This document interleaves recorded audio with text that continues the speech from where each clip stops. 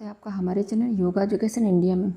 विद्यार्थियों, आज हम स्कल के अंतर्गत यानी खोपड़ी के अंदर जो कैरेनियम है, साहड योग समझ रहे हैं ना। तो उसमें से हमने समझ लिया था पूर्व कपालस्थ, पश्चिम कपालस्थ, पार्श्व कपालस्थ समझ लिया था। अब हम आज संखास्थ समझेंगे यानी टेम्पोरल बोन के विषय में समझेंगे।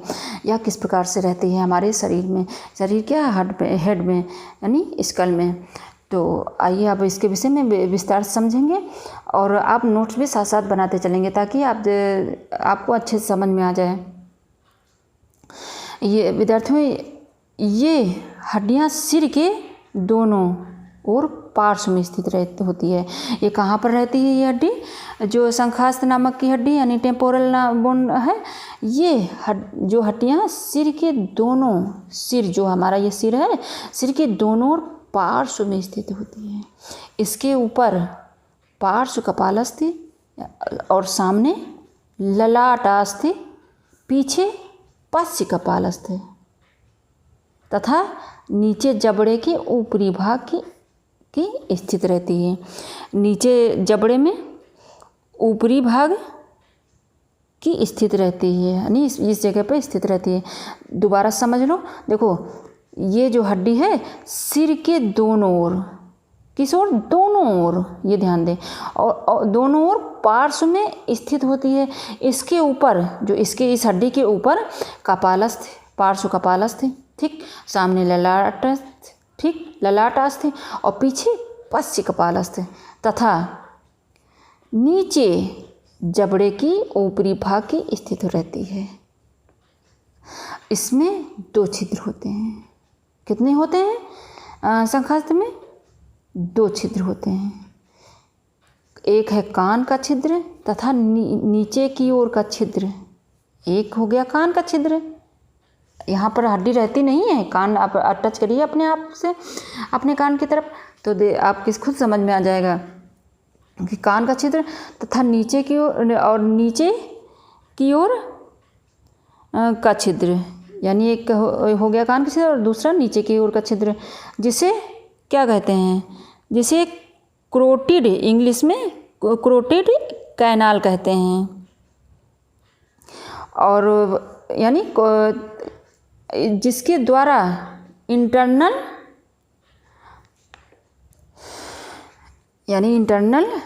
कैरोटिड आर्टरी मस्तिष्क के भीतर प्रविष्ट होती है। इसके अंतर्गत क्या होता है? जिसके द्वारा इंटरनल कैरोटिड आर्टरी मस्तिष्क के भीतर प्रविष्ट होती है। और इस हड्डी के 5 भाग होते हैं। जो ये है ना, इस हड्डी के 5 भाग होते हैं। अब चलिए 5 हड्डियों के जो भाग हैं उसको नोट करें आप। सबसे पहला पट्टक यानी स्क्यूमा। तो इसको स्क्यूमा को नोट करें और समझें इसको। यह किस तरह होता है? यह चौड़ा भाग खोपड़ी के पार्श्व भाग में स्थित रहता है। कहाँ पर होता है? जो ये चौड़ा भाग होता है खोपड़ी के पार्श्व भाग में स्थित रहता है। इसका ऊपरी भाग पतला तथा गोल, इसका जो ऊपरी भाग है पतला तथा गोल एवं पार्श्व भाग कपालस्थ की पार्श्व धारा से संयुक्त रहता है। किससे संयुक्त रहता है?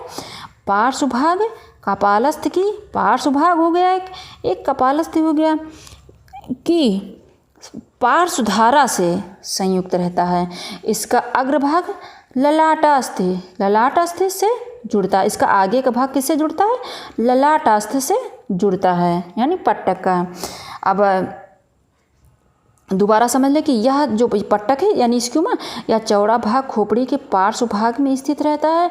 इसका ऊपरी भाग पतला तथा गोल एवं पार्श्व भाग यानी और कपालस्थ की पार्श्व धारा से संयुक्त रहता है। इसका अग्रभाग ललाटास्थ से जुड़ता है।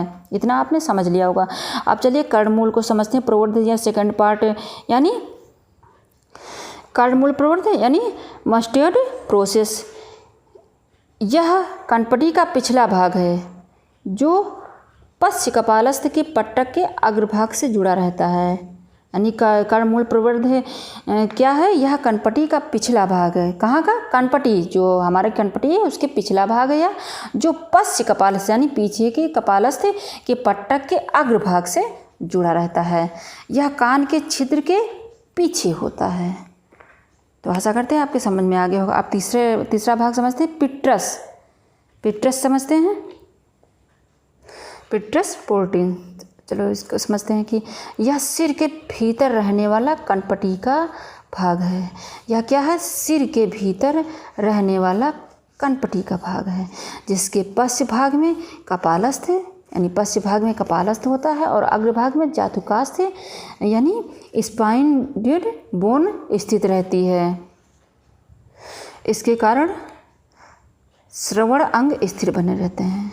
इसी के कारण जो है हमारा ये श्रवण अंग होता है स्थिर रहता है। किसके कारण?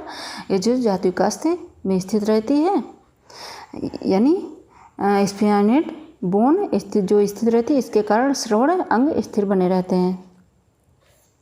अब चौथा भाग समझते हैं। चौथा भाग है सर प्रवर्ध, यानी स्टलाई प्रोसेस। स्टलाई प्रोसेस ये है सलाई के आकार का। ये किस तरह है? सर प्रवर्ध सलाई के आकार का। यह अत्यंत पतला भाग नीचे की ओर स्थित रहता है। सलाई का आकार, सलाई सभी जानते होंगे ना, तो सलाई के आकार का होता है और नीचे की तरफ पतला, अत्यंत पतला और भाग नीचे की ओर स्थित रहता है। इससे हड्डी के दो स्नायु कौन? कंठिका सर स्नायु तथा अधोहन्यु स्नायु। एक हो गया कंठिका सर स्नायु, दूसरा हो गया अधोहनु स्नायु, स्टाइलोमेंडिबुलम, इंग्लिश में इसको कह सकते हैं, लिंगामेंट आरंभ होते हैं। ठीक, और पहला स्नायु सर प्रवर्ध से आरंभ होकर, यानी पहला जो स्नायुधर है या स्नायु सर प्रवर्ध से से आरंभ होकर कंठिकास्थ से जा मिलता है। ये पहला स्नायु सर कहाँ से आरंभ हो, ये मतलब प्रवर्ध से आरंभ होकर कंठिकास्थ से जा मिलता है, तथा इसका जो दूसरा है जबड़े से मिल जाता है। दूसरा जबड़े से मिलता है, और यानी ये जो सर प्रवर्ध है, ये सलाई के आकार का यह अत्यंत पतला भाग नीचे की ओर स्थित रहता है। इससे हड्डी के दो स्नायु कंठिका सर स्नायु तथा अधोहन्यु स्नायु आरंभ होते हैं। पहला स्नायु सर प्रवर्ध से आरंभ होकर कंठिकास्थ से जा मिलता है, और दूसरा जबड़े से मिल जाता है। समझ लिया होगा आपने। अब चलिए पांचवा खंड समझते हैं। गंड प्रवर्ध, यानी जायोमेट्रिक प्रोसेस। जाइगोमेट्रिक प्रोसेस, गंड प्रवर्ध इंग्लिश में इसको जाइगोमेट्रिक प्रोसेस कह सकते हैं, हिंदी में आप गंड प्रवर्ध बोल सकते हैं।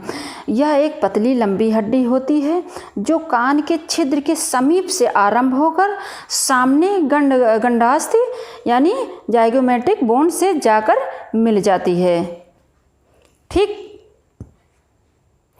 दोबारा समझ लें कि यह एक पतली लंबी हड्डी होती है जो कान के छिद्र के समीप से आरंभ होकर सामने गंडास्थ से जाकर मिल जाती है। तो आशा करते हैं आपको अच्छे समझ में आ गया होगा। जहाँ कहीं ना समझ में आए कमेंट बॉक्स में शेयर करें, मैं आपको दोबारा समझा दूँगी।